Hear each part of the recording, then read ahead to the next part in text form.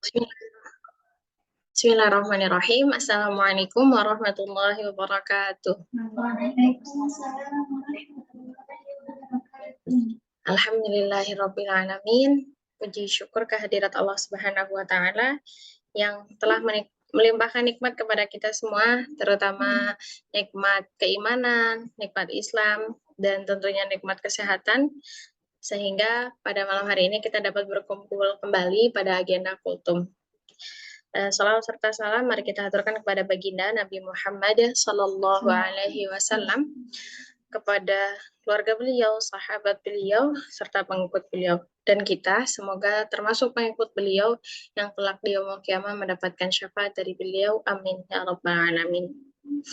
Baik, insya Allah pada kesempatan kali ini Nikma akan kultum tentang mungkin campur aduk. Ya, jadi yang pertama itu kita akan ngebahas kuliner. Kuliner dari tanah Jawa, yaitu tentang tempe bacem. Ya, kalau sebelum kita mengenal dengan langsung tersaji gitu ya. Sebagaimana kita ketahui, bacem itu dibuat dari tempe. Nah, proses pembuatan tempe ini dulu Nikmah mengalami di mana rumah Nikmah itu masih beneran kalau mau makan tempe bikin sendiri, ibu masih nyuci, bapak masih panen kedelainya dulu gitu ya. Jadi memang di situ kalau dipelajari lebih, maksudnya kayak itu nggak cuman sekedar orang panen kedelai terus ibunya yang nyuci gitu, yang bikin proses tempe, tapi itulah sebuah kekompakan keluarga. Jadi kedelai sendiri itu kalau diolah jadi tempe ataupun tahu di Jawa itu identik dengan kesederhanaan.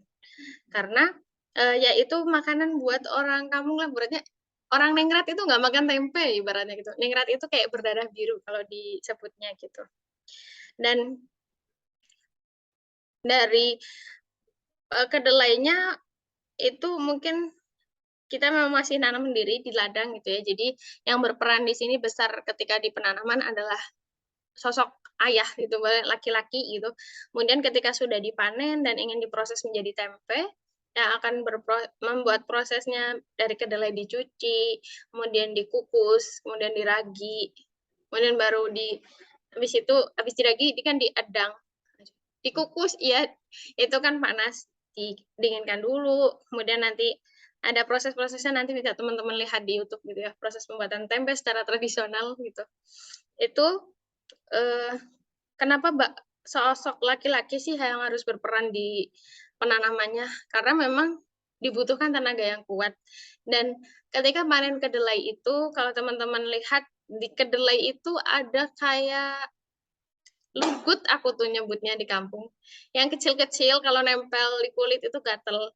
Kalau yang nggak biasa itu emang beneran sampai ya gatel seluruh tubuh gitu. Dan itu dialami oleh kakak saya, Bu Fatimah. Ya beliau nggak bisa kalau ke sawah itu kena kayak gitu tuh langsung kayak udah gatelnya kemana-mana gitu.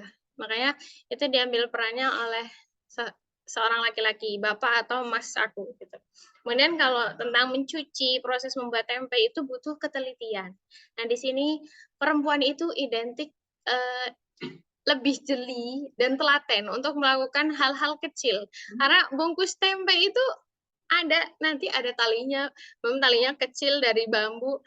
Ya, Nima juga nggak kebayang bapak-bapak itu biasa ngiket eh, apa yang batang padi namanya jerami. Ya, ya biasanya kalau udah kering dari sawah dibawa pulang buat makan sapi itu diikat ya sama pakai bambu, cuman dia bambunya lebih gede gitu kan. Nah, Nima nggak ngebayangin kalau bapak-bapak ngebungkus tempe, talinya kecil diputer dengan tenaga besarnya mereka, bukan nadanya terikat tapi malah yang ada ikatannya mungkin putus gitu ya. Jadi disinilah kekompakan antara eh, suami dan istri dalam sebuah keluarga. Itu kalau dibilang yang katanya pengen laki-laki, maksudnya perempuan emansipasi atau misalnya kayak transgender, ya mereka tuh punya perannya masing-masing gitu lah, berjalan sesuai fitrahnya, nggak bisa kayak yang perempuannya harus ngoyo-ngoyo ke ladang kayak bapak-bapak yang kuat misalnya dari pagi sampai siang sampai sore gitu. Kalau ibu-ibu nggak bisa, ya pagi harus membereskan rumah tangganya dulu, urusan domestik, terus nanti pulang lebih awal biasanya karena harus siapin makan siang, sore pun gitu, berangkat lebih sore, pulang lebih cepat gitu. Jadi ya memang semuanya sudah pada fitrahnya masing-masing bergerak bersama, saling melengkapi gitu. Dan tadi tentang kesederhanaan, penjajahan dulu, itu Penjajahan yang mana nih? penjajahan ya di era-eranya Indonesia masih dijajah gitu ya. Masih maksudnya secara fisik gitu ya. Kalau sekarang kan pemikiran ya menurut aku gitu. Itu eh, mau nggak mau mereka itu mungkin awal mulanya kayak kaget gitu ya. Ibaratnya mereka masih manusia datar. Maksudnya begini, yang tadinya tidak dijajah, nah kaget, jadi kena jajahan kan mereka down. Terus ketika sudah mereka dijajah, mulai adaptasi. Ini proses lipatnya kayak kita zaman dulu di SD bikin kipas-kipasan.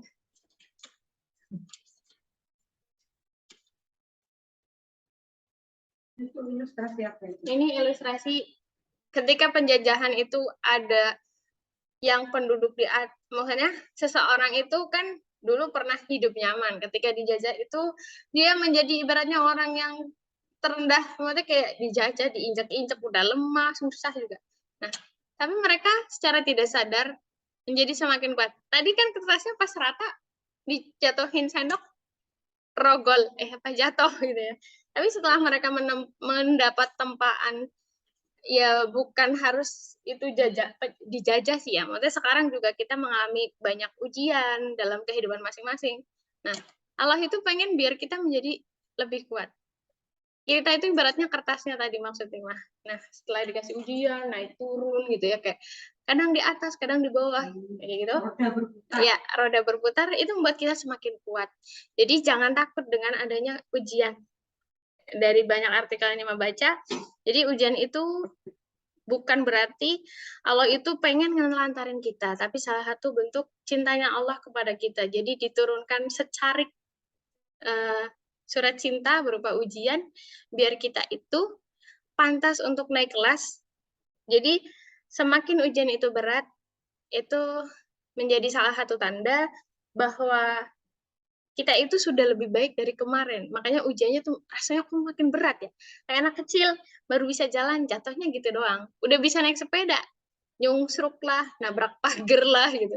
Jadi ujiannya semakin berat karena dia nantinya kalau udah bisa naik sepeda mungkin akan dikasih mampu bisa naik motor atau mengendari hal-hal yang lainnya gitu.